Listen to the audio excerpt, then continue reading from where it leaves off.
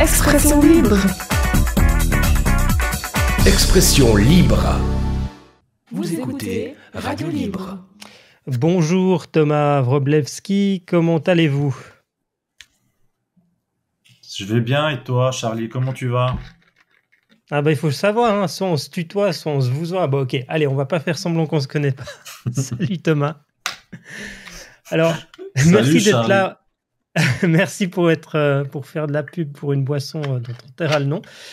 On est aujourd'hui ici pour parler d'un sujet, d'ailleurs, qui peut se soigner peut-être par l'alimentation, on verra. Un sujet délicat. Un sujet délicat qui sont les origines psychosomatiques des syndromes auto-immunes. Alors, pourquoi est-ce qu'on t'a invité ou tu t'es invité ou on a décidé de t'inviter? C'est parce que, non pas parce que tu es un médecin, mais parce que tu es un patient qui a quand même une grande expérience sur plusieurs années des maladies auto-immunes dont tu souffres, hein, en fait. Et puis, tu vas nous expliquer un peu ton parcours, comment ça a commencé, comment tu as découvert, et qu'est-ce que tu as exploré comme piste, en fait, peut-être pour aider d'autres auditeurs qui souffrent aussi, qui ont des soucis aussi dans ce sens-là, pour les aider peut-être à trouver des pistes auxquelles ils n'ont pas pensé. Alors, peut-être commençons par nous expliquer un peu de quoi il en retourne. Ouais, c'est une bonne idée. L'idée, effectivement, c'est de faire connaître un peu mon expérience au travers de mon histoire et tout ce que j'ai pu apprendre pendant une trentaine d'années d'errance médicale. Hein, l'errance médicale, c'est quand une personne est malade et puis qu'il n'y a aucun médecin qui sait ce qu'elle a, quoi. Donc on se retrouve à aller de médecin en médecin sans jamais qu'il y ait de réponse. On teste plein de produits différents et comment dire ça, c'est la merde, hein, pour parler crûment. J'ai pas tendance à parler avec des fleurs, hein, j'en suis désolé. Mais on est là pour ça. Et puis, explique-nous, comment tu dis que ça fait une trentaine d'années que ça a commencé. Explique-nous un peu comment ça a commencé et puis quels symptômes tu as d'abord eu. Et dans quel contexte peut-être? Et avec quel âge à l'époque? Comme ça, on saura ton âge, c'est bien. J'avais entre 3 et 6 ans, je dirais que ça a commencé, hein, je me souviens pas très bien de mon enfance. Et ça s'est présenté sous forme d'aftes, en fait. C'est des ulcérations de la muqueuse buccale, principalement de la muqueuse buccale. Et ça fait très très très très très mal. C'est quelque chose d'assez bénin. Beaucoup de gens ont de temps en temps un petit aft quelque part dans la bouche. C'est toujours très très gênant. Et moi j'ai ça, mais de manière, très extrême. Au fil des années, ça s'est développé. J'ai atteint un pic, je dirais, en 2015, où je pouvais même plus boire avec une paille, tellement j'avais des ulcérations dans la bouche. J'ai aussi, c'est ce qu'ils appellent une aphthose bipolaire, c'est-à-dire que j'en ai pas seulement dans la bouche, j'en ai aussi sur les parties. Et c'est extrêmement douloureux. C'est de loin une des expériences les plus puissantes que j'ai vécues dans ma vie. Et comme il y a une errance médicale comme les médecins n'avaient pas de solution pour moi, j'en ai conclu que je devrais me démerder par moi-même. Et donc j'ai commencé à investiguer. D'accord, très bien. Donc, une grosse souffrance déjà très jeune. Ouais. Je pense qu'au départ, c'était principalement tes parents qui t'ont accompagné chez les médecins pour voir qu'est-ce qu'il y avait. Quel genre de spécialiste t'as consulté? C'était quoi, des dermatologues, je sais pas. Au Quel début, le genre de pédiatre, des spécialiste s'occupe de ça en dermatologues. général? Oui, j'ai vu beaucoup de monde différent, hein, des pédiatres à l'époque, bien sûr, des dermatologues, mais oui, c'est un des premiers réflexes qu'on a, un truc sur la peau, mais c'est une muqueuse, on va voir un dermatologue, quoi. Quel J'ai vu produit il te donnait, quel genre de traitement? Alors à l'époque, quand j'étais petit, c'était pas aussi énorme que quand je suis devenu adulte. À l'époque, on m'avait recommandé d'arrêter le lait. Et on me donnait, les médecins me prescrivaient des produits anesthésiants locaux, en fait, des espèces de prêts à la lidocaïne, à l'alcool. Et ça brûle beaucoup au départ, et puis après, ça anesthésie. La lidocaïne, c'est ce qu'on injecte, par exemple, chez le dentiste pour pas que ça fasse mal, quoi. On sent plus la zone après. Et là, c'est un spray, c'était des sprays principalement que ma maman soufflait dessus aussi, quand j'étais tout petit. Il n'y avait pas beaucoup de solutions, en fait. On est même D'accord. allé voir, on m'a même emmené voir des guérisseurs, savoir s'il y a quelque chose que je mangeais qui irait pas. Donc j'ai arrêté le lait pendant longtemps, en fait, mais ça n'a pas changé grand-chose. Après, plus tard, j'ai comme médicament, un jour on m'a filé de la cortisone. La cortisone, ça fonctionne, mais c'est un pacte avec le diable. C'est un produit, c'est considéré comme un produit dopant dans le monde du sport parce que c'est assez excitant. Ça va appeler les globules blancs à l'intérieur du sang, en fait. Du coup, tant que les globules blancs sont dans le sang, ils sont pas en train de me bouffer la bouche, quoi. Le problème, c'est que ça peut avoir des impacts comme l'ostéoporose. Et d'ailleurs, à force de mal me nourrir à cause de ces affres, parce que je pouvais pas manger, hein, tout simplement. Et à force de cortisone, bah, j'ai fini par choper de l'ostéoporose, hein, à partir de l'âge de 29-30 ans, quoi. Donc j'ai D'accord. essayé aussi comme médoc l'hydroxychloroquine. J'ai pris l'hydroxychloroquine, j'ai pris du valociclovir, j'ai pris tout un tas, j'ai pris de l'interféron, des injections sous-cutanées que je faisais ça chez moi. Le problème, c'est que ça, c'est une injection, puis après, j'ai 2 jours de fièvre, quoi. J'ai fait des injections d'immunoglobuline à l'hôpital. Ça me filait des méningites très violentes. Donc, j'ai arrêté aussi, j'ai fait beaucoup de choses. Je me rappelle pas de tout ce que j'ai pris, mais j'ai pris énormément de choses. Et puis pour traiter la douleur, bah, au début il y avait les sprays. J'ai fait aussi avec de l'alcool pur des fois. Au bout d'un moment, je suis allé expérimenter la douleur, mais alors comme il faut, hein. Et puis c'est comme une plaie ouverte à vif en fait, hein, des aftes comme ça. Alors passer de l'alcool dessus, c'est extrêmement violent. Au bout d'un moment, j'en Mhm. pouvais plus. Je pensais que j'allais mourir, quoi, à force de plus pouvoir me nourrir et d'avoir mal. Donc j'ai décidé de prendre de la morphine, quoi. Voilà, donc j'ai eu même du D'accord. fentanyl dans une pompe à la maison. Et je prends, maintenant je prends beaucoup moins parce que je suis en phase de descente dans l'objectif d'arrêter, mais j'étais par voie orale, jusqu'à 3 grammes par 24 heures. Et quand j'étais en intraveineuse à l'hôpital, on me donnait 10 milligrammes intraveineuse toutes les 4 heures, quoi. Et c'est assez énorme, hein. Donc voilà un peu les médicaments. Je prends aussi de l'antiépileptique parce que j'ai fini par faire de l'épilepsie. Ça, on en parlera tout à l'heure, hein. Quelque chose d'intéressant avec l'épilepsie. Et, mais voilà en gros, quoi, Mhm. pour les médicaments. Les médicaments, on va dire chimiques, hein, Et je qu'on pense, trouve à la pharmacie. d'accord. Et donc, si aujourd'hui tu es venu parler d'origine psychosomatique, c'est que peut-être éventuellement, c'est pas ta maladie ou tes troubles, c'est pas un problème forcément bactériel ou viral. Et puis donc ça touche à l'auto-immunité, hein. Donc c'est une sorte d'attaque auto-immune que tu as qui affaiblit ton système immunitaire. Comment ça se fait? Est-ce que vous avez certainement testé ton taux de globules blancs et ces choses-là? Comment ça se présente au En niveau du fait, système immunitaire? ce qu'on va appeler une maladie auto-immunitaire, c'est quand le corps produit des globules blancs euh, qui vont attaquer la personne. C'est-à-dire que c'est la personne qui s'attaque elle-même. Il y a environ une liste de 80. Souvent, ils disent maladie, mais je trouve que c'est un peu un abus de langage, dans le sens où la plupart des maladies auto-immunes, on n'en connaît pas la cause. C'est un ensemble, on appellerait plutôt des syndromes, c'est-à-dire qu'il y a un ensemble de symptômes dont on ne connaît pas la cause, mais qui semblent former une répétition, si je puis dire. Moi, ils ont pensé à un moment donné que j'avais B7 parce que j'ai une aphthose bipolaire, et puis tu vas voir la maladie de B7.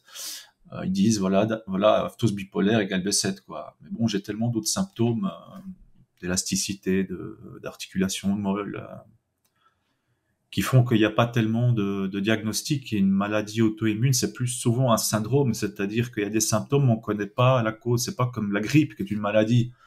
Il y a un virus qui vient, le corps réagit pour se défendre contre ce virus, et cette réaction du corps provoque de la fièvre. Ça, c'est bien connu. Mais pour les maladies auto-immunes, on ne sait pas d'où ça vient, en fait. Et moi, par exemple, le sida n'est pas une maladie auto-immune, dans le sens où, enfin, on peut dire que oui, mais c'est parce qu'il y a un virus qui vient bouffer. On connaît la cause, tu vois ce que je veux dire. La réaction auto-immune peut être due à des phénomènes extérieurs, comme une bactérie, comme une infection à une bactérie, ou bien un virus, ou bien des champignons, ou à quelque chose. Et là, c'est plus un syndrome. On connaît la cause et on sait la traiter. Les maladies auto-immunes, telles que je l'ai décrites, on ne sait pas les traiter. On sait juste éteindre les symptômes de manière temporaire, pour la plupart du temps, et soulager la douleur. D'accord. Donc là, voilà. Et là, donc, c'est pour la partie auto-immune. Et quand on a préparé l'émission aussi, tu voulais parler aussi, expliquer aux gens ce que c'est le côté psychosomatique. Ouais, le psychosomatique, ça veut dire que beaucoup de gens vont entendre ça. Voilà, psychosomatique, souvent on dit que ce sont les hypochondriaques. Il faut pas le prendre mal quand je dis que les personnes qui ont une maladie auto-immune, ça a des origines psychosomatiques. Ça veut juste dire que les symptômes qui sont réels, tout à fait réels, les symptômes qu'on observe, la somatisation est d'origine psychologique. Ça veut dire que le déclenchement du symptôme, il est dans l'esprit. C'est l'esprit, c'est les émotions qui va déclencher ces symptômes-là. Après, le fait qu'il y ait la présence de ces syndromes, c'est bien sûr multifactoriel. Il peut y avoir un terrain génétique, un terrain environnemental, un ensemble de choses qui fait que moi j'ai des aftes, mais ces symptômes, mon corps est préparé pour avoir ces symptômes en particulier. Mais ce qui déclenche le symptôme, c'est psychosomatique, quoi. Ça vient de l'esprit.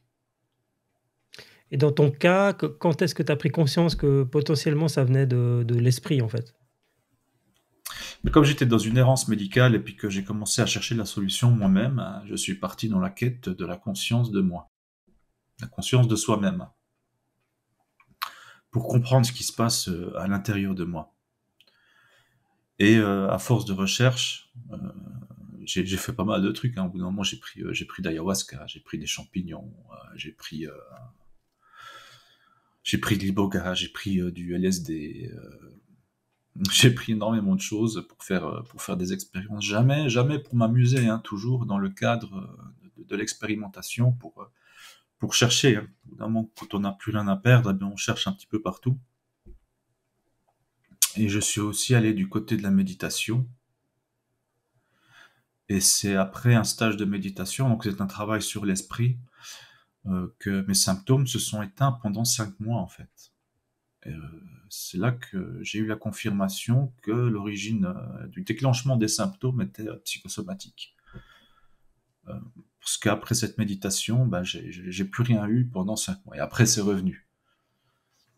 Et j'ai aussi compris, à force de recherche sur moi-même, au bout d'un moment, j'ai pris conscience que j'étais traumatisé. Que j'avais un traumatisme, en fait. Que j'étais en situation de stress post-traumatique. Parce que tout le temps avec des symptômes de la maladie, tout le temps fatigué, quand je dors, je ne récupère pas, et la moindre chose du quotidien prend une énergie folle, une énergie que je n'ai pas, quoi. Aujourd'hui, ça va mieux, mais c'était comme ça il y a pas trop longtemps. Et c'est là que j'ai compris que j'étais traumatisé. Mais je me souviens de rien, en fait. Tu vois? Mon enfance, mon adolescence même, c'est comme un trou noir. C'est pas un trou noir total, une amnésie totale, mais c'est comme si j'avais le souvenir d'avoir des souvenirs, en fait. Et c'est très difficile pour moi d'accéder aux souvenirs d'enfance, de mon adolescence. Et plus j'avance dans la vie, plus c'est difficile de me souvenir. Donc je me suis demandé d'où ça venait, et puis je suis tombé sur l'amnésie traumatique. Et l'amnésie traumatique, ça se produit, le cerveau disjoncte, en fait, quand tu vis un événement qui est trop traumatisant. Ce que fait les animaux, nous y compris, la plupart du temps, c'est soit de fuir, soit de se battre, soit de se cacher.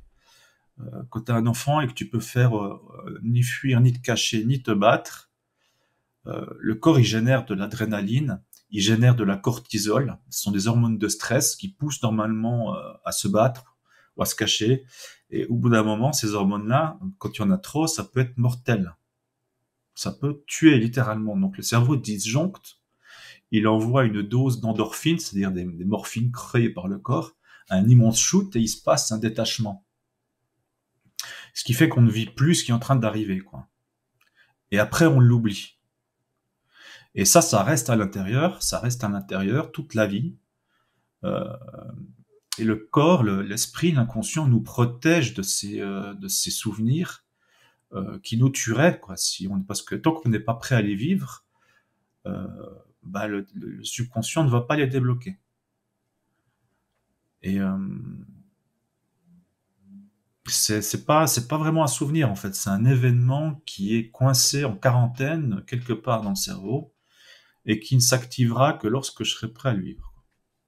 Et quand ça arrive, les témoins, les gens qui ont vécu ça le disent assez bien. C'est pas le souvenir de quelque chose qui arrive, c'est tout le film qui est revécu avec les sensations kinesthésiques, avec auditives, visuelles. On revit la situation quand l'amnésie traumatique se casse. Et en attendant, un excès de cortisol, quand les traumatismes peuvent arriver plusieurs fois à répétition, au bout d'un moment, ça bousille le système immunitaire et ça peut produire des maladies auto-immunes. C'est pour ça que je dis que les origines sont psychosomatiques, quoi. Les symptômes sont réels. D'accord.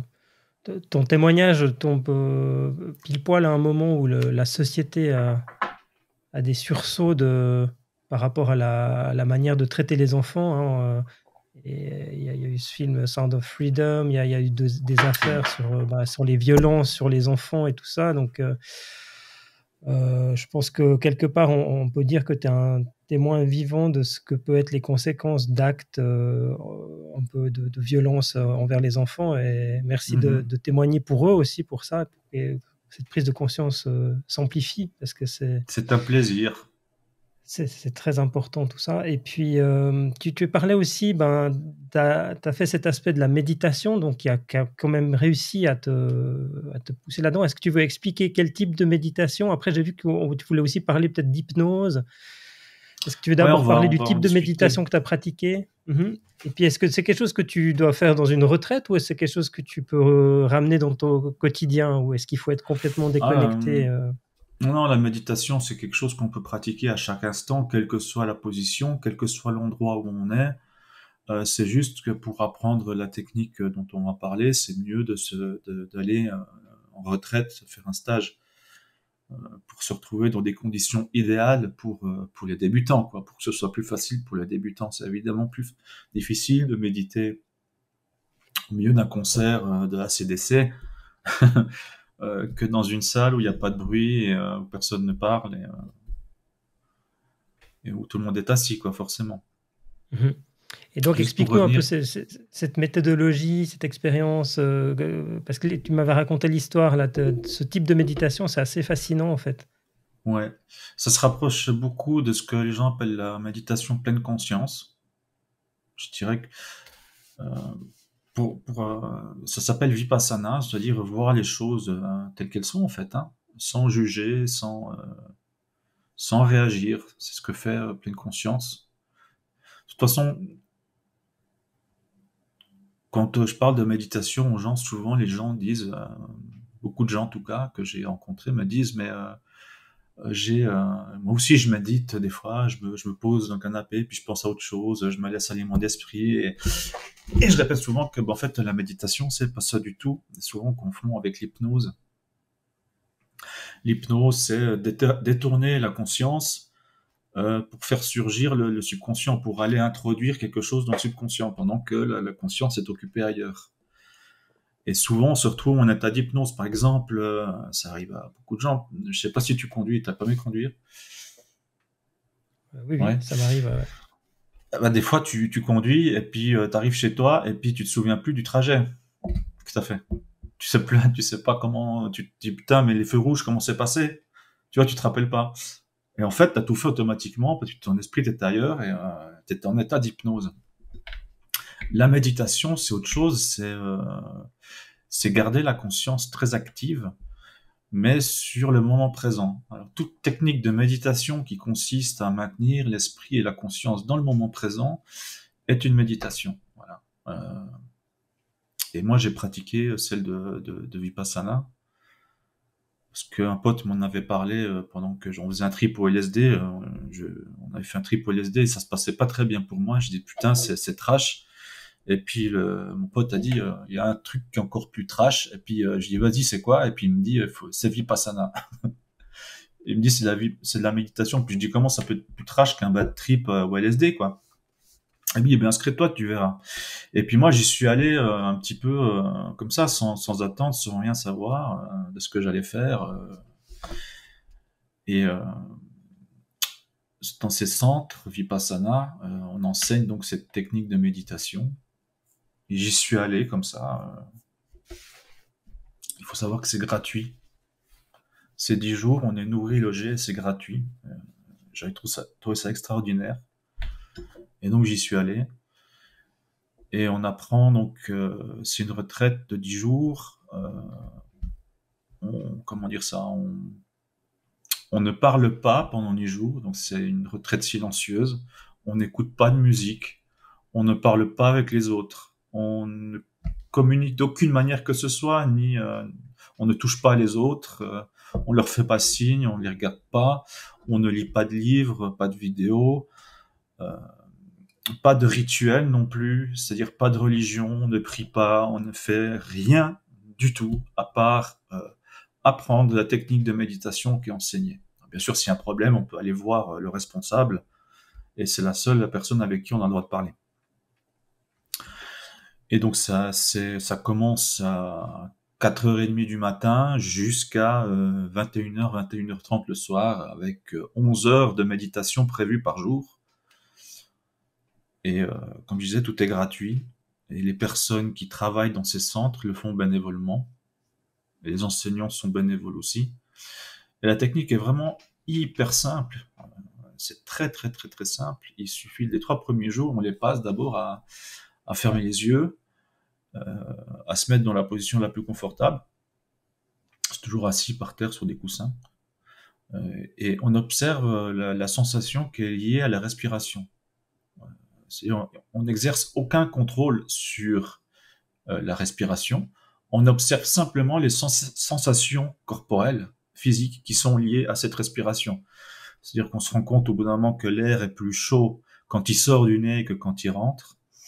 On se concentre uniquement sur la zone de la moustache et du nez, des narines. Et toutes les sensations liées à la respiration dans cette zone, on pose notre attention dessus. On ne fait que ça. Et c'est très difficile. Hein. C'est simple comme technique, mais c'est dur à faire parce qu'on est tous complètement dingues. Et la meilleure métaphore qui soit pour décrire ça, c'est vraiment qu'on est en train de dompter un cheval fou. C'est-à-dire que la méditation, c'est dompter un cheval fou, et ce cheval fou, c'est notre ego, c'est notre esprit. Parce qu'il faut toujours garder des fois on sent l'air qui prend contact avec sur la moustache, après on sent l'aspiration de cet air, on devient de plus en plus sensible. Le problème, c'est qu'au départ, on se concentre sur une respiration et tout de suite l'esprit part ailleurs, il part au travail, il part chez les enfants, il part ce que tu as oublié, il part dans le passé, et à chaque fois l'esprit se fait la malle, tout le temps. Et il faut retourner tout le temps à la respiration. Il faut pas juger ce qu'on a pensé, peu importe ce à quoi on pense, même si l'esprit s'est échappé pendant 5 minutes, peu importe le temps, on revient tout le temps à la respiration, encore, et on fait ça pendant 3 jours. Et au bout d'un moment, on arrive à suivre une respiration, après 2, après 3, puis l'esprit se calme petit à petit. Et puis, gentiment, on sent de plus en plus de sensations de plus en plus subtiles. C'est un peu cette méditation Anapana. Et ça sert à aiguiser le couteau quelque part, à rendre nos sens plus sensibles pour détecter les sensations du corps. Et au 4e jour, on commence avec Vipassana. À ce stade-là, les 3/4 des gens dans le stage, ils ont tous mal à la tête, la moitié veut partir, parce que c'est un enfermement qu'on s'impose, tu vois. Tout le monde peut partir à n'importe quel moment, tu vois, mais tu t'engages au début du stage, tu t'engages à avoir la détermination d'aller jusqu'au bout, quoi. Donc c'est un engagement sérieux envers soi-même. Et quand tu décides de partir, ce que j'ai fait moi la première fois, l'enseignant va venir te parler, et puis très souvent, 9 fois sur 10, il arrive à convaincre de rester, quoi. Parce que tout ça est normal, l'esprit se rebelle, comme un cheval fou. Et il y a des douleurs dans le corps, dans le machin, et c'est vraiment très très dur. Et moi, en plus, j'avais cette maladie, ces aftes qui poussaient partout dans la bouche, et j'étais venu en mode trash, quoi, donc aucun médicament, rien du tout. Donc même pas de cortisone, même pas d'antidouleur, et j'en ai vraiment chié, quoi. C'est vrai que c'est une des choses les plus dures que j'ai faites dans ma vie, la connaissance de soi dans le cadre de symptômes XXL. Et au 3e jour, donc moi je voulais partir, l'enseignement m'a dit tu verras, ça va aller mieux, il était excellent ce prof magistral. Et le 4e jour, on commence donc la méditation Vipassana, quand on a assez aiguisé les couteaux, on commence à faire du body scan, on scanne tout le corps en fait, donc on ferme tout le temps les yeux, et on observe la tête, on met l'attention interne sur la zone de notre tête, et dès qu'on sent une sensation au niveau de la tête, ça peut être un coup de vent, une démangeaison, n'importe quoi. Après, on passe aux épaules, après on passe aux bras, et dès qu'on sent quelque chose sur une zone, on passe à la suivante, on va de haut en bas, de haut en bas, de bas en haut, et on fait ça on fait ça tout le temps. Et au fur et à mesure que les jours passent et qu'on devient de plus en plus sensible, après on réduit la taille des zones sur lesquelles on pose notre attention. Au début c'est la tête, après c'est juste le haut de la tête, après le côté, après juste l'oreille, après le menton, et toujours on divise le corps en parties de plus en plus petites dans le but d'y sentir des sensations. Est-ce que vous le faites aussi avec l'intérieur du corps ou c'est que de la surface? Ça vient plus tard, oui, ça vient plus tard. Plus tard. Oui. Au bout d'un moment, on devient tellement sensible, voilà, qu'on commence à sentir un flux constant qui traverse le corps, qui est constitué, je sais pas, de tous les signes électriques qui passent, du sang qui circule, on ressent tout. On est potentiellement capable de ressentir tout jusqu'au niveau de la molécule, en fait. Théoriquement. Ça dépend jusqu'où on pratique la méditation et l'expérience qu'on a. Et au bout d'un moment, on sent la moindre petite chose qui se passe sur le corps, et quand on pose notre attention sur ces sensations, dès qu'on sent quelque chose, on va à la suivante, mais il faut le faire dans un certain état d'esprit qui est un état de ce qu'ils appellent l'équanimité, c'est-à-dire de garder l'esprit toujours stable. C'est-à-dire qu'on ne va pas juger ce qu'on ressent. Ça peut être une sensation désagréable, une sensation agréable. Ça n'a aucune importance. Il ne faut pas générer de l'attachement ou de la colère ou de la haine de l'attachement pour les sensations agréables, ou de la haine, on va dire, pour les sensations désagréables. Et il y a 1 heure par jour, ou 2 heures par jour, qui sont dédiées à la méditation en ferme détermination, c'est-à-dire que le but, c'est de ne pas bouger le corps. C'est-à-dire qu'on s'assied dans la position la plus confortable et on ne bouge pas. Alors, il n'y a pas quelqu'un qui va venir te taper dessus si tu bouges. Si tu bouges au bout de 10 minutes, tu te dis la prochaine fois, je ne bougerai pas pendant 15 minutes, tu vois. Mais le but, c'est vraiment de ne pas bouger. De ne pas ouvrir les yeux, de ne pas bouger un cil, quoi. Et ça crée des sensations qui sont désagréables dans le corps de ne pas bouger. Au bout d'un moment, ces sensations disparaissent. Et donc, il faut les observer sans jugement, avec équanimité. Et il faut pas réagir. On ne réagit jamais à ce qu'on ressent, aux sensations qu'on a. On n'y réagit pas. on les observe, on regarde combien de temps elles durent, elles viennent, elles passent, elles viennent, elles passent. Et ce qu'on apprend, c'est que toutes les sensations, que ce soit la pire des douleurs ou la plus agréable des caresses, ça ne fait que passer. Et comme ça ne fait que passer, pourquoi s'y attacher? Parce que ça va partir de toute manière. Et quand on fait ça, au bout d'un moment, on arrive à ancrer de plus en plus l'esprit dans le moment présent. Et jusqu'au 10e jour, on fait ça, donc du body scan extérieur. Mais le 10e jour, il nous enseigne à aller à l'intérieur, effectivement. Donc après, il faut aller à travers la tête, et puis on sent des choses à l'intérieur. Et plus tu fais cette pratique-là, plus tu es dans le moment présent.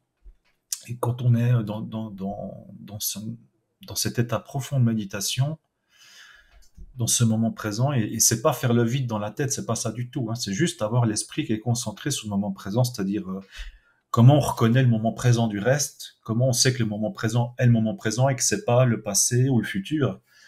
Une pensée du travail, c'est forcément du futur ou du passé, parce que tu penses à quelque chose qui est pas là. Ce qu'il y a de mieux pour le moment présent, c'est d'observer ce qui se passe maintenant. Et le mieux, c'est la respiration. Parce que la respiration, c'est un lien, c'est une passerelle quelque part entre le conscient et le subconscient. Pourquoi? Parce que, et c'est pour ça que tellement de traditions de méditation travaillent avec la respiration, parce que quand on y pense, je peux bloquer ma respiration, on peut contrôler notre respiration quand on y pense, on peut l'accélérer, on peut la ralentir ou la stopper pendant un certain temps, mais dès qu'on l'oublie, on respire naturellement, automatiquement, sans se rendre compte. On le fait inconsciemment. Et donc, c'est pour ça qu'on travaille beaucoup sur la respiration au départ. Et le point avec ce qu'on est sûr de vivre maintenant, ce sont nos sensations, en fait. Ça, on est sûr que ça se produit ici et maintenant. Et quand on fixe, c'est ça, c'est pas avoir l'esprit vide, la méditation, c'est donc fixer notre esprit sur ce moment présent. Et quand on le fait, il y a comme, je sais pas, comment on peut appeler ça, une sorte de rééquilibrage naturel qui se fait. Tous les ancrages qu'on a, toutes les émotions coincées à l'intérieur, elles peuvent sortir. Et c'est pas forcément agréable, hein, parce que quand tu as des tuyaux qui sont bouchés avec de la merde, tu débouches le tuyau, la première chose qui sort, c'est de la merde. Et donc pour se débarrasser d'un traumatisme, il faut le vivre, en fait, quelque part. Hein. Le revivre dans la tête. Donc quand les choses sortent, c'est pas agréable, mais ça veut dire qu'on fait bien le boulot, quoi. Et moi, ce que j'ai vécu, c'est qu'au bout de... Donc je voulais quitter le 3e jour, j'avais tellement mal, je pouvais plus manger. Et ils ont été très attentionnés. Ils ont vraiment fait tout ce qu'ils pouvaient. Les enseignants et le personnel qui s'occupait, les servants. Et ils faisaient un plat spécial préparé pour moi, pour que je puisse manger quelque chose, parce que je pouvais plus mâcher. Et donc ils faisaient de la soupe, quoi, juste pour moi. Et à un moment donné, je sais pas, j'ai eu comme une boule dans le ventre à force, qui est sortie. Je me suis mis à pleurer comme un bébé, alors que j'avais plus pleuré peut-être depuis 15 ans. J'arrivais pas à pleurer, c'est plus possible pour moi de pleurer. Même quand je voulais pleurer, je n'y arrivais pas.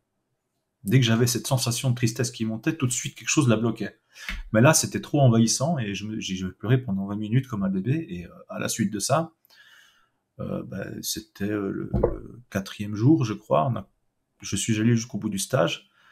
Et j'ai plus aucun symptôme pendant 5 mois. J'ai été tranquille, quoi. Et j'ai même arrêté de fumer la clope. J'ai oublié. Je suis rentré là-bas. J'étais accro parce qu'on ne peut pas fumer, bien sûr, évidemment, pendant ces stages. Et quand je suis sorti, j'ai oublié que j'ai fumé, quoi. Je suis passé de complètement accro après 11 ans de fumer à ça me dégoûte. Et c'est l'effet que ça a eu, quoi. Donc, je dis pas que tout le monde va avoir ce genre d'effet quand on va à Vipassana. Il faut pas s'attendre à être guéri quand on va à Vipassana. Il faut y aller sans attente, en fait, et le résultat dépend de chacun. Ça dépend de la qualité de la pratique.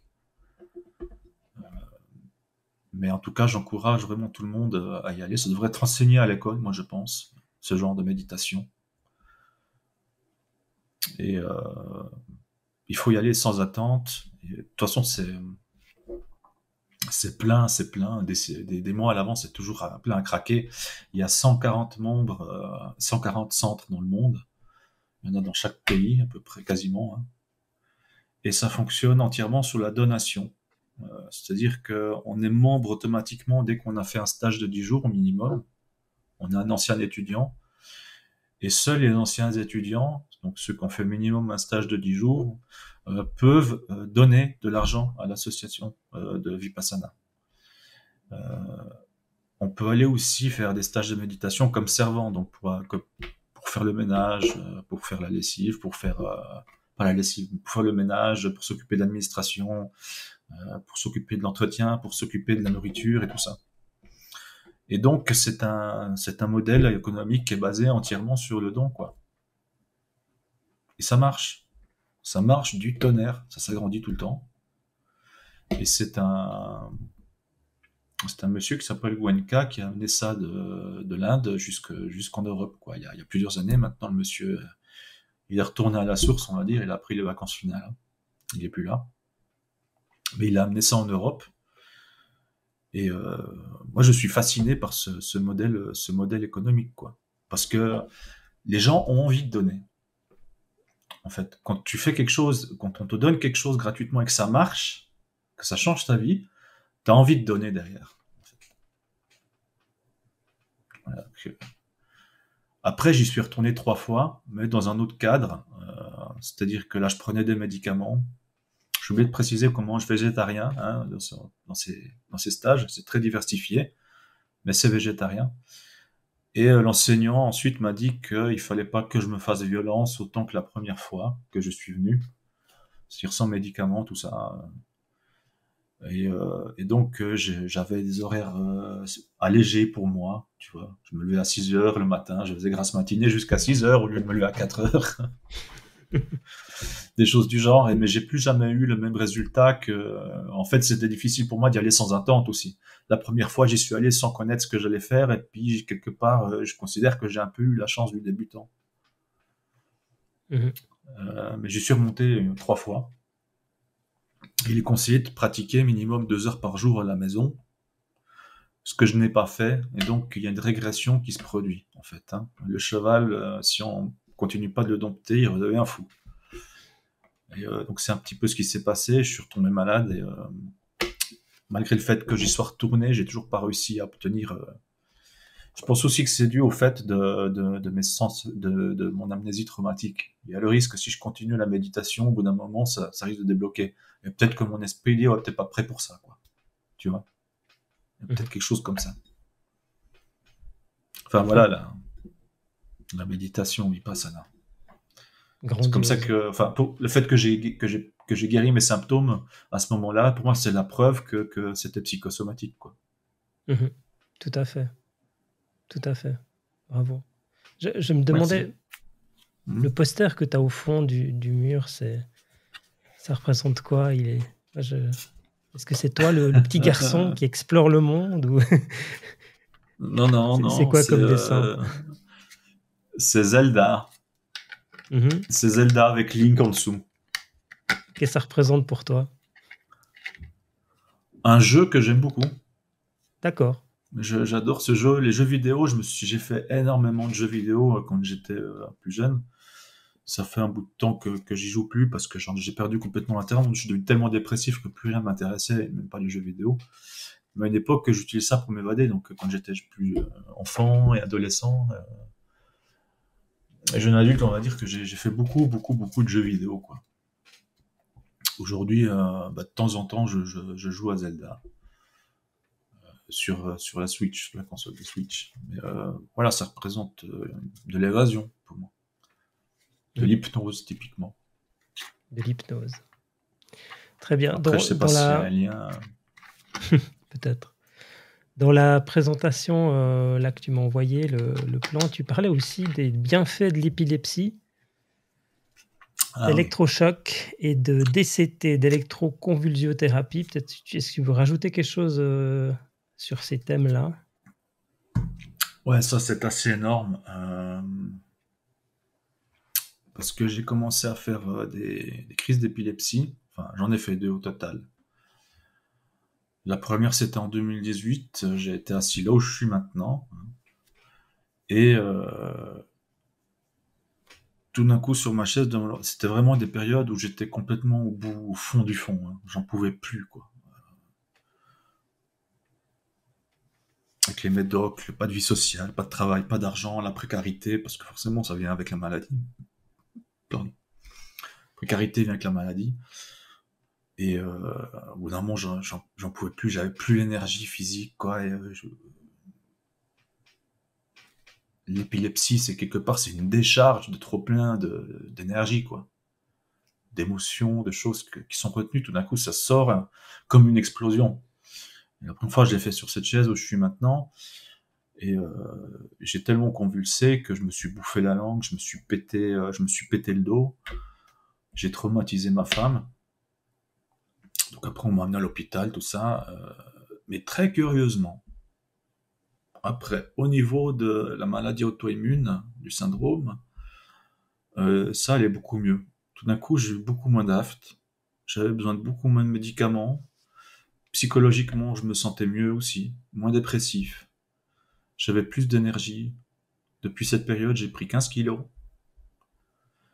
Et je me suis posé la question, mais c'est quoi ce bordel? Et je me suis dit, mais l'épilepsie, ça me fait du bien. Et à ce moment-là, je pouvais plus retourner à Vipassana parce que je prends trop de médicaments et que physiquement, je suis pas capable de tenir ces 10 jours, quoi. Donc ça fait pour ça que je suis pas retourné depuis des années. Donc j'ai cherché d'autres voies, quoi. Et je me suis dit, tiens, l'épilepsie, ça me fait du bien, il faudrait que je puisse faire des crises d'épilepsie. Mais bon, si je me pète le dos à chaque fois, ça va être, il faut mettre aucune barrière à la curiosité, aucune, hein, parce que c'est un handicap sinon. Mais je me suis dit, ouais, il faudrait que je fasse des crises d'épilepsie. Comment je peux faire ça, quoi? Et donc j'ai recherché, puis je me suis dit, mais les électrochocs, ça y ressemble, quoi. Mais bon, je vais pas faire des électrochocs, je vais pas me faire lobotomiser non plus. Et puis petit à petit, force de recherche, je suis tombé sur l'électroconvulsion thérapie, qui est très controversé encore. Et j'ai trouvé à Lausanne un psychiatre interventionnel qui pratique ça. Le mec essaie de démocratiser cette technique. Et souvent, quand les gens y vont, c'est la dernière chance, tu vois. Souvent des gens qui ont des graves problèmes psychiatriques ou des très gros dépressifs. Et puis moi, je lui dis, mais je viens pour une maladie auto-immune. Puis il me dit, mais ça n'a rien à voir. Il me dit, ouais, mais j'aimerais, après une crise d'épilepsie, je me suis senti mieux. Et puis le médecin était assez curieux de ce que je lui disais. Et je lui dis, j'aimerais faire des crises d'épilepsie, mais contrôlées, quoi. Donc c'est ça que fait le CT. Ils injectent, enfin, ils font passer un petit courant au niveau des tempes, au niveau du front. Ça génère une crise d'épilepsie. Et après, la personne se réveille, et puis on la met en salle de réveil, et puis après on rentre, c'est ambulatoire, hein, on rentre sur 2 pattes, hein, à la maison. Et puis on fait des séries de 20 séances à peu près par année, c'est comme ça que ça fonctionne. Donc au début 2 fois par semaine, c'est quand même assez invasif, même si c'est ambulatoire, il y a quand même une anesthésie générale, on injecte du curare pour limiter les tremblements, tu vois, il y a beaucoup de choses, quoi. Se fait endormir au propofol, enfin bon, c'est quand même pas rien. Et je lui ai dit, je veux faire ça de manière expérimentale, et puis il m'a fait remplir un questionnaire sur la dépression, puis il me dit, de toute façon, vous êtes assez dépressif pour faire le traitement, et ce sera remboursé. Donc c'est remboursé par l'assurance de base, faut savoir. Et donc j'y suis allé, et effectivement, ça m'a beaucoup aidé. Au niveau dépression, ça allait beaucoup mieux. J'ai commencé à pouvoir me lever beaucoup plus tôt que 4 heures d'après-midi. J'ai commencé à faire du ménage, j'ai commencé à faire à bouffer, des trucs comme ça. Et puis, mais j'ai arrêté l'opération, je suis pas allé jusqu'au bout. J'ai dû faire une quinzaine parce que c'est quand même assez invasif. Et puis, sachant que je sais que la méditation m'a aidé, donc je me suis dit, il n'y a pas forcément besoin, mais si jamais, en cas de solution de dernière chance, ça a été efficace pour moi dans le traitement de mes symptômes auto-immunes, quoi. C'est-à-dire que j'en avais beaucoup moins, ça faisait moins mal, exactement comme après ma crise d'épilepsie. D'accord. J'ai refait une troisième crise d'épilepsie à la Migros. C'était violent aussi, c'était pas voulu. C'était à un moment donné aussi, j'étais retourné un petit peu au fond, quoi. Et puis l'énergie en excès a explosé. Puis là, c'était l'année passée, je crois. Je me suis complètement démonté l'épaule, je me suis pété le dos, l'omoplate, je me suis démis l'épaule, la tête de l'épaule était complètement pétée. Enfin bon, j'en ai eu pour des mois, quoi. Mhm. Donc voilà les D'accord. bienfaits de l'épilepsie, quoi. Entre guillemets, hein, les bienfaits, hein, j'insiste entre guillemets. Mhm. Mais j'ai été le Incroyable cobaye de mes propres témoignage. expériences. Mhm. Là, je me suis infligé des électrochocs. Mhm. De toute façon, moi, j'adore l'anesthésie générale. J'adore ça, quand on m'injecte du propofol et puis que mon esprit part. Je kiffe à fond, quoi. C'est comme, comment dire ça, retirer Thalasso. une chaussette trop petite. Tu sais, quand t'as une chaussette trop petite Ah oui. toute la journée, à la fin, tu l'enlèves. Ah, ben, c'est pareil en puissance 10, avec le corps tout entier, quoi, en fait. T'as l'impression de sortir d'une chaussette trop petite. Enfin, c'est moi qui dis ça comme ça, je kiffe. Des personnes qui détestent perdre le contrôle et qui ont peur de ça, je comprends aussi. Hein. Mhm. Parce qu'il faut faire confiance à ceux qui sont autour. Hein. Mais j'ai appris quand on m'a, comment dire ça, endormi pour me remettre l'épaule qui était démise quand j'étais à l'hôpital, j'ai appris qu'on fait pas comme Rambo, hein, se taper contre un mur et puis remettre ça en place. Moi, je pouvais pas même pas me lever, je devais rester en position horizontale sur le sol avec un excès de morphine pour pas que j'ai trop mal. Si je bouvais le doigt, j'avais des douleurs parce qu'il me faisait vomir.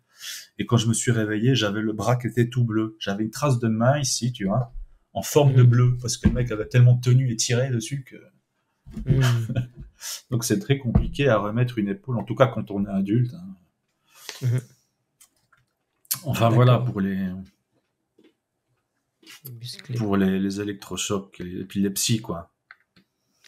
Et Thomas, en 2023, comment il se sent? Quelles sont ses perspectives? Comment il voit le monde? Je pense que d'avoir traversé autant d'expériences, ça renforce aussi, non? Ça dépend comment on se place par rapport à ce qu'on a vécu. Le terme de résilience est souvent utilisé, je pense qu'il est pas mal. On peut dire, voilà, je suis devenu fort et intelligent grâce à tous les traumatismes que j'ai vécus. Ça veut pas dire qu'il faut infliger des traumatismes pour enseigner ça, quoi. Des bons parents peuvent tout à fait enseigner ce genre de choses à leurs enfants sans avoir besoin qu'ils soient traumatisés. Donc oui, quand on survit à des choses difficiles, on devient plus fort. Mais c'est plus grâce à soi-même, à notre manière de traverser ces difficultés. Ce n'est pas grâce aux difficultés. Tu vois ce que je veux dire? Il ne faut pas confondre. On dit grâce à une vie dure, il est devenu fort. Non, c'est grâce à lui-même. Il a su transformer ses difficultés en une force, quoi. Donc oui, je suis devenu très, très vigilant. La vigilance, quand on est traumatisé, mais moi je me souviens pas de ce qui m'est arrivé, mais si j'ai certains témoignages, bon, ce seraient des agressions. Hein. Quand t'es gosse et que tu sais pas quand ça peut te tomber dessus, tu deviens tout de suite très vigilant à tout ce qui se passe. Alors au début pour lire les prédateurs, mais après dans la société, ça se traduit en empathie en fait. Et moi je ressens très fort les gens que je croise dans la rue, par exemple. On était avec ma femme dans un magasin, tout d'un coup je vois une fille passer et puis je dis putain celle-là elle a été violée. Je sais pas pourquoi, je sais pas comment. Et je le ressens, quoi, je le lis en elle ou sur elle, je sais pas exactement comment. C'est inconscient, quoi, comme phénomène. Et je lui ai demandé, quoi, la personne, et puis effectivement, elle était vraiment au fond du trou, quoi. Et donc ça, quand on est vigilant, eh ben on essaye de... Bon, ça épuise énormément la vigilance. mais on essaie c'est-à-dire avoir l'attention sur tout, un maximum de choses, et pour y reconnaître ce qui pourrait être un danger dans un premier temps. Et ça, c'est un facteur qui développe l'intelligence, d'essayer de lire ce qui se passe pour en deviner ce qui pourrait arriver. Mhm. Donc ça, c'est quelque chose qui se produit, quoi.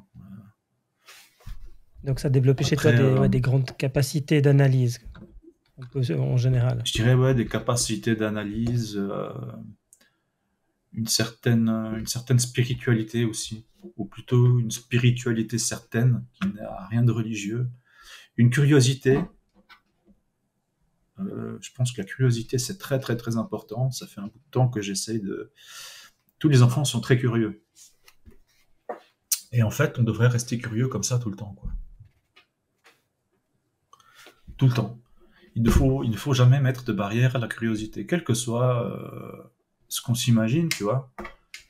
Il y a beaucoup de choses qui attirent ma curiosité. Je sais pas, je passe de sujet en sujet depuis des années. Il y a pas mal de temps, je suis allé regarder le monde des bodybuilders. Je sais pas pourquoi. Je n'ai aucune idée. J'ai passé 3 mois à étudier le bodybuilding. Et là-dessus, ça fait passer à l'anatomie, aux drogues, aux exercices de gymnastique, qu'est-ce qu'il faut faire ou pas faire dans ce milieu. Et voilà, je sais pas pourquoi. Beaucoup de personnes vont avoir peut-être une curiosité pour un sujet, et parce que ça ne sert à rien, ils vont pas creuser la chose, tu vois. Parce que ça leur sert à rien, ou peu importe. Ils mettent des barrières à leur curiosité. Et quand on mêle la curiosité à la vigilance, à l'intelligence, ben voilà, ça m'a permis de développer un certain intérêt pour beaucoup de sujets. J'ai fait beaucoup étudié aussi le domaine physique comme un amateur, comme dans le monde de la vulgarisation, hein. Et de tout ça est née une certaine vision spirituelle du monde, quoi. Et tu as aussi eu une activité de comédien, hein, c'est juste? Ouais, j'ai eu une activité de comédien. J'aimerais beaucoup recommencer. J'avais arrêté parce que les aftes s'empêche de parler. Un comédien qui parle pas, cinéma muet, c'est fini, hein. Donc j'avais dû arrêter à contre-cœur, comme beaucoup de choses que j'ai entrepris dans ma vie, que j'ai dû arrêter à contre-cœur. Ça m'arrive depuis tout petit que je dois avoir arrêté des choses, quoi. J'ai fait du tennis, j'ai fait du football, du skateboard, du patin à roulettes, du BMX, du tennis de table. J'ai fait du ski, j'ai fait de la grimpe, j'ai fait du rugby, j'ai fait énormément de choses. À chaque fois, j'ai dû arrêter à cause de mes problèmes de santé, y compris pour toutes les formations scolaires, hein. Après l'école obligatoire, qui a été pour moi une torture à l'école, c'était horrible, quoi. Par contre, on passe du moment avec les potes, hein. J'ai vraiment détesté ce modèle-là. Après, je suis allé à l'école de commerce. J'ai fait une année, j'ai arrêté. Après, je suis allé à l'école technique comme automaticien. Aussi une année, j'ai arrêté. Après, je suis allé en entreprise comme médiamaticien. Et aussi, j'ai arrêté, quoi, parce que j'arrivais pas à suivre physiquement. Donc, j'ai pas eu de diplôme. Et donc, dans le monde du travail, ben voilà, le travail. Je lui ai dit au revoir il y a longtemps, quoi. Donc, comme j'étais malade, j'ai pu obtenir une rente à 100%, mais c'est une rente minimale parce que j'ai pas pu fournir des salaires, en fait. Donc j'ai la rente minimale qui paye même pas le loyer, donc le reste est comblé par un petit peu les complémentaires et un petit peu l'aide sociale. Donc voilà, c'est une vie de restriction et comment dire ça, de douleur, de sagesse et aussi beaucoup d'amour, énormément d'amour, parce que je suis marié depuis 13 ans. Et voilà, donc j'étais comédien, mais ça n'a pas... si quelqu'un cherche un comédien, maintenant je pourrais le faire. Donc ça va mieux aujourd'hui. Et j'ai considéré que je m'en sortirais jamais avec un petit job payé au salariat, tu vois. Si un jour je m'en sors, c'est parce que mes projets explosent et que ça marche du tonnerre, quoi. Sans ça, je pense que j'ai compris au bout d'un moment que c'est ma propre activité qui va me sortir de cette merde, quoi. Je ne Tu compte veux pas parler vraiment de, sur... tu veux Hein. parler de modernocratie ou on se garde ça pour un autre Hmm. entretien peut-être? Ouais, pour un autre, ce serait un mélange peut-être pas très judicieux, même si c'est lié d'une C'est certaine vrai. manière. C'est-à-dire que, ouais, la révolte que je Mais ta porte en moi, situation, voilà. ouais, la révolte que je porte en moi est un moteur qui me permet de tenir dans la longueur, sur la longueur, pour ces projets politiques révolutionnaires, quoi. Pour la De, démocratie, ouais. de démocratie véritable, ouais, ouais. Il s'agit de... On en parlera dans dans une autre vidéo, mais pour faire court, il s'agit en Suisse de rendre le droit d'initiative accessible à tout le monde, parce que maintenant tout le monde a le droit, mais personne ne peut, ça coûte trop cher, ça demande trop d'investissement, et tous les gens qui travaillent, et les gens qui n'ont pas d'argent, pas de réseau, pas les connaissances, eh ben, en fait le droit d'initiative que tout le monde a, ben, personne ne peut. Et il sert Mhm. surtout à en discuter dans les bars qu'à être vraiment utilisé par le peuple. Et les gens disent, là, la Suisse c'est une démocratie directe, c'est le peuple souverain qui gouverne, tout tourne autour du droit d'initiative, mais c'est faux. Quand le Parlement vote 3000 fois, le peuple vote une centaine de fois seulement. On vote environ 5 objets par année, ça ne suffit pas pour diriger le pays. Et le projet que j'ai, c'est Mhm. que même les personnes les plus précaires, les plus pauvres, puissent lancer une initiative ou un référendum, quelle que soit leur situation économique, quelles que soient leurs opinions, en fait. Dès qu'ils arrivent à convaincre la En communauté partant. de modernocratie, eh ben, c'est une organisation qui va collectiviser tous les coûts et les frais liés à l'exercice de ses droits. C'est que si une personne arrive à Mhm. convaincre sur une idée, eh ben, on va lui donner toutes les signatures, on va lui donner les frais pour la campagne, des ateliers, une aide juridique et tout ça, quoi. En Voilà. gros, C'est là une c'est ça. personne qui peut avoir une très bonne idée, mais peut-être pas avoir le budget pour la développer. Et puis là, c'est là que vous entrez en jeu avec ce projet. Voilà. C'est ça. Très bien. Alors, volontiers qu'on en parle. Là, ça fait bientôt 1 heure déjà.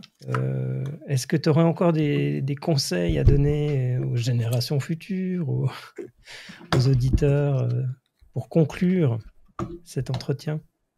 Et merci pour tout ce bagage que tu nous as apporté aujourd'hui. C'est avec plaisir. Ouais, je sais pas trop quoi dire au futur. Il y a beaucoup de gens qui ont mal en ce moment, qui ont très très mal. Il y a beaucoup de gens qui souffrent. Et de plus en plus, malheureusement.